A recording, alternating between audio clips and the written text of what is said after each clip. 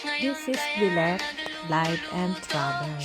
Ngayong araw na to, magluluto tayo ng putong puti. Ayan, nag-uumpisa na tayo. Yung rice flour natin dyan ay half kilo. Tapos, 2 cups of water. 3 cups of water pala yan. Tapos, 1 teaspoon baking powder, 1 teaspoon yeast. Pero suggest ko sa inyo, gawin yung dalawa yung yeast niya para umagsa sa maigi. Ayan. Umpisahan na natin magluto. Let's go!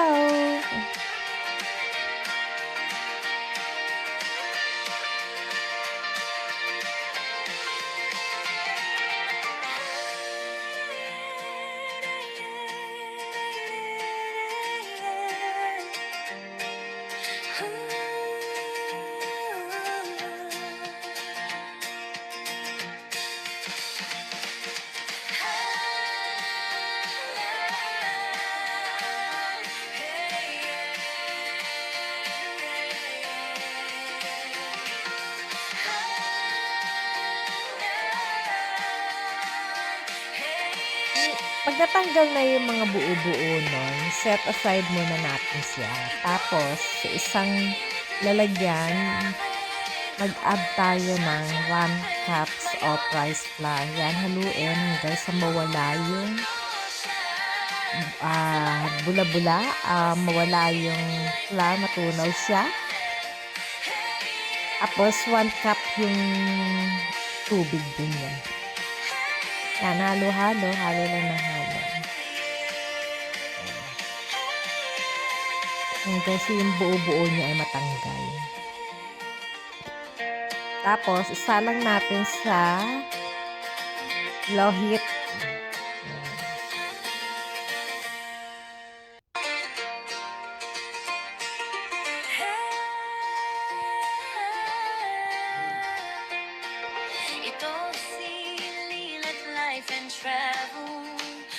Pag nagpika na pala siya, tanggalin nyo na sa kalan. Tapos, immediately, halo ninyo sa nasa set aside natin isang ingredient.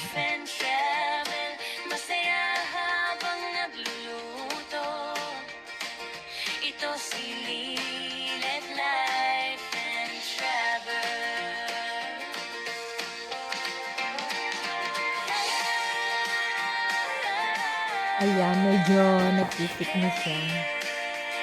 Nagpipika na siya. Maya-maya yan. Pag naging parang paste na siya, pwede nyo yung tanggalin. Ayan, pwede na siya.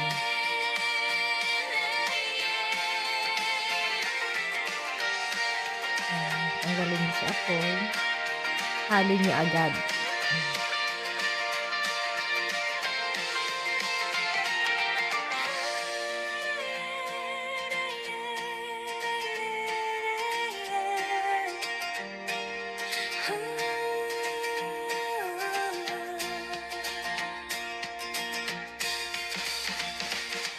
Hanggang sa maubos yan, ahalo natin dyan.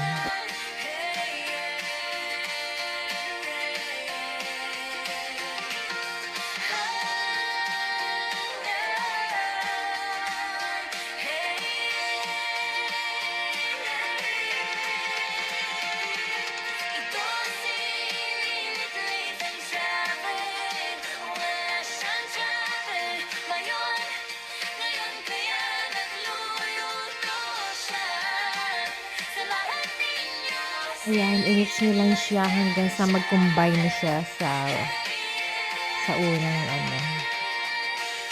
Kailangan mawala yung buo-buo dyan. So, kailangan mag-combine yan.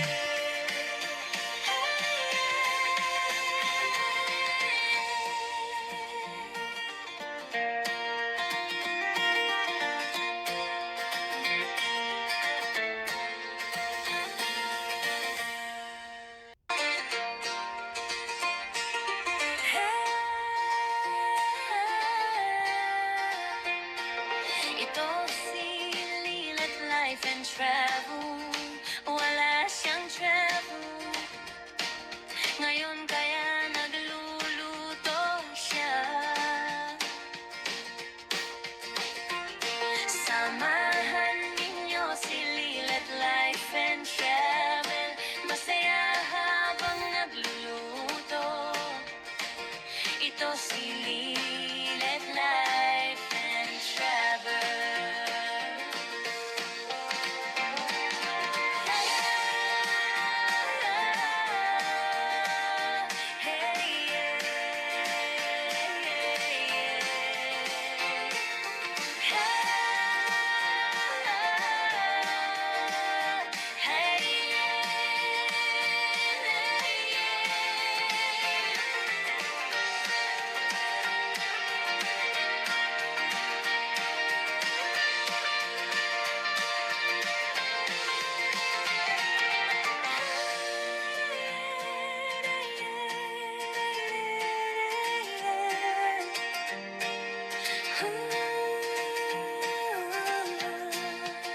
Ayan, nilagyan na natin siya ng 1 teaspoon na yeast, 1 teaspoon powder, baking powder.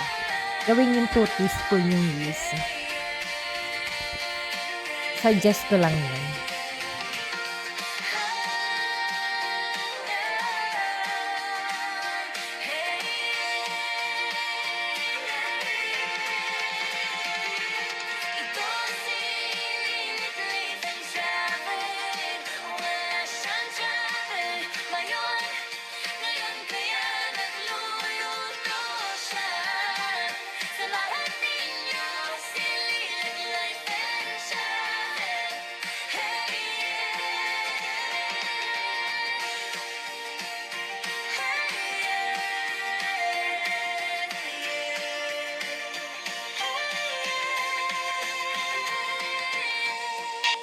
Ayan, pag na-combine na siyang lahat, okay na siya. Salain niyo.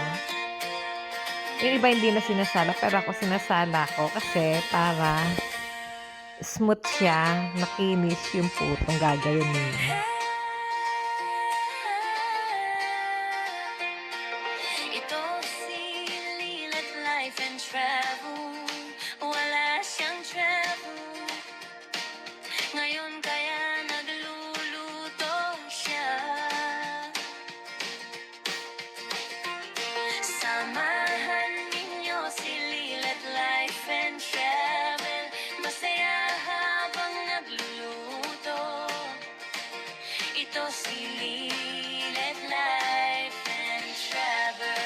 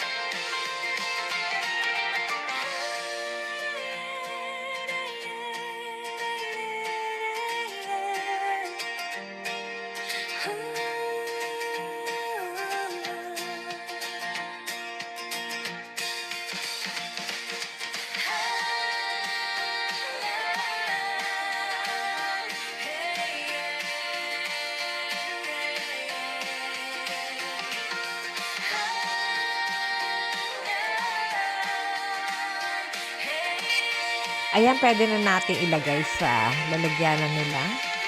Sa isa.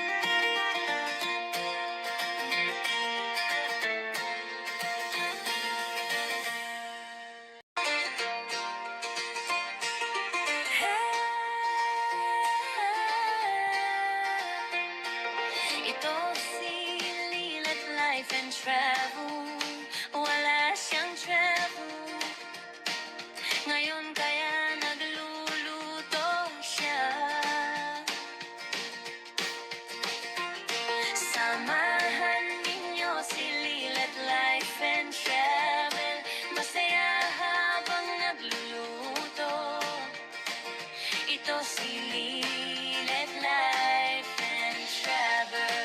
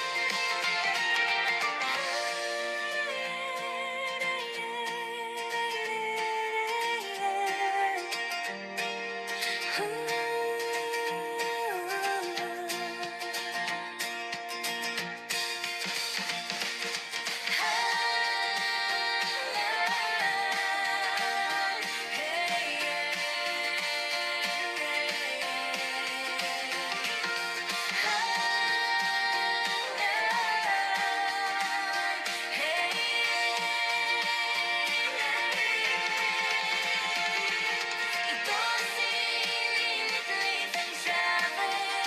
Wala siyang travel ngayon kaya nagluluto siya. Samahan ninyo si Lilet Life and Travel.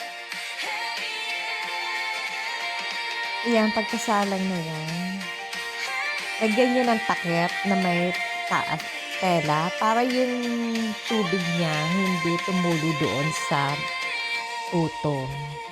At ayan na nga ang kabuuan ng puto. Meron pang nakasalang doon. So, ayan na lang muna pinakita ko. Pero soft siya. Ayan. Naparambot niya. Yan ang putong puti. Ito si Lilet Life and Travel. So, hanggang dito na lang tayo. Thank you for watching. Ngayon